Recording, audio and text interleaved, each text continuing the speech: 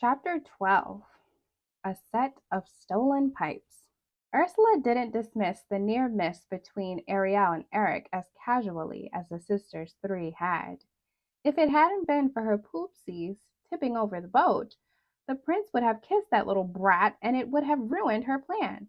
Nice work, boys, she said to Flotsam and Jetsam, looking into the magic divining spear the sisters had given her when they saw each other last.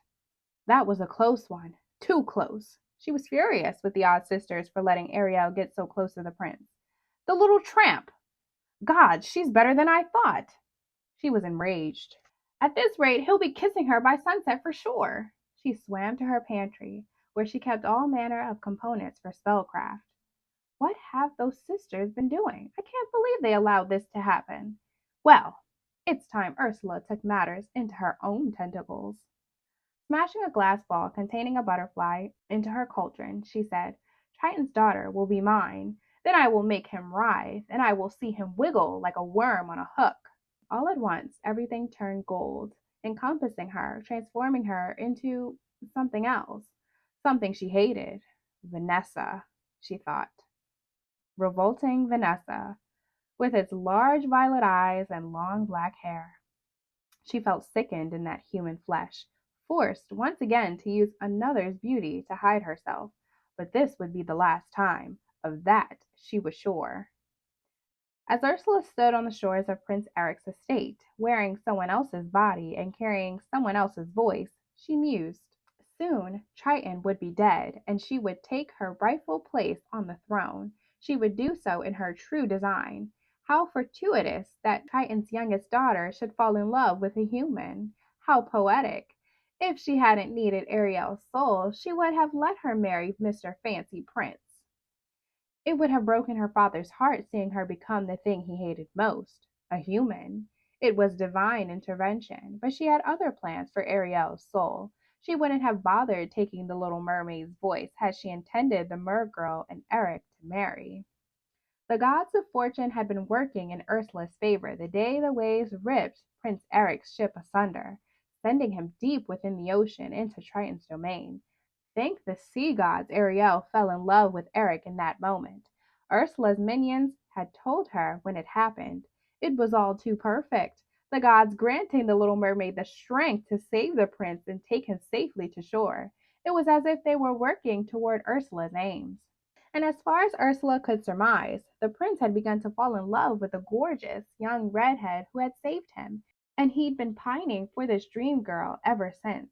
Thank goodness she thought to take Ariel's voice, or they probably would have married the moment she opened her stupid little mouth. The poor prince thought he'd conjured that songstress in his drowning delirium, the girl with the beautiful voice. Now Ursula was in possession of that voice, and she intended to use it. She intended to snare herself the little mermaid's prince and make him hers. Her musings were interrupted by the whistling sound of a human instrument. A flute, flying through the air and splashing into the waves. He's here, she thought. Perfect. With Ariel's voice, Vanessa sang the tune that had enchanted the prince on the day Ariel saved his life. She felt like one of her sirens, calling forth her prey, bewitching a human man with her song. Ariel's song, drawing him to the shore and to his utter destruction. Then a thought came to her. If she were to possess Triton's power and at the same time rule in Eric's kingdom, she would dominate both land and sea.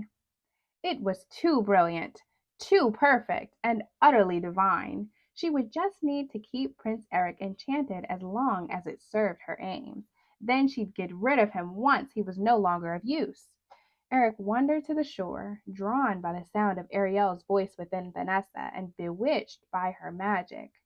To say he had any thoughts or feelings of his own would be a great exaggeration, or better, purely inaccurate. It was a little unfair, bewitching him like that, but Ursula didn't want to leave anything to chance.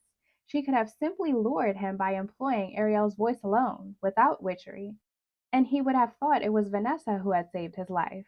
But time was running thin, and she needed to be sure Eric wouldn't fall in love with Ariel. She needed Ariel's soul. Had she any empathy left in her, she would have felt sorry for the poor prince, dizzy eyed and befogged as he was. He seemed like a decent fellow, quiet, sweet, humble, rather moral, and far too handsome.